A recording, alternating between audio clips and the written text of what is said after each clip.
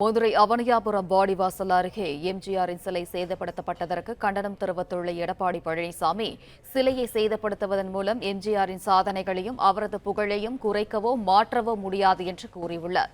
கூடுதல் விவரங்களை வழங்க இணைகிறார் செய்தியாளர் ராஜகுமரன். வணக்கம். என்ன நடந்தது ராஜகுமரன்?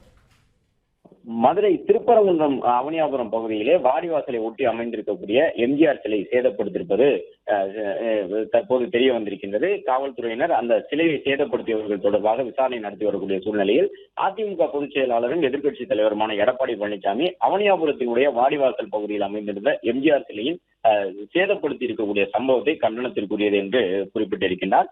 எம்ஜிஆருடைய புகழையும் அவருடைய கொள்கைகளையும் நேருக்கு நேர் எதிர்கொள்ள முடியாத கோழைகள் செய்த இழி செயலாக இதை கருதுவதாக குறிப்பிட்டிருக்கக்கூடிய எதிர்க்கட்சித் தலைவர் எடப்பாடி பழனிசாமி, சிலையை சேதப்படுத்துவதன் மூலமாக எம்ஜிஆர் செய்த சாதனைகளையும் அவருடைய புகழையும் அவர் தன்னுடைய திட்டங்கள் மூலமாக மக்களிடையே ஏற்படுத்திய புரட்சியையும் சிறிதளவு கூட மக்கள் மனதில் இருந்து குறைக்கவோ மாற்றவோ முடியாது என்று குறிப்பிட்டிருக்கின்றார்.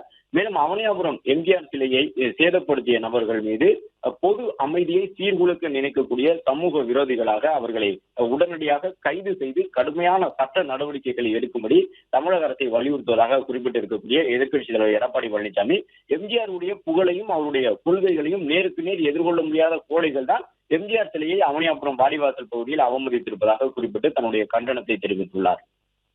பிளே ஸ்டோர் மற்றும் ஆப் ஸ்டோரில் இருந்து பாலிமர் செயலியை QR கோடு மூலம் பதிவிறக்கம் செய்யுங்கள். செய்திகளை உடனுக்குடன் பெறுங்கள்.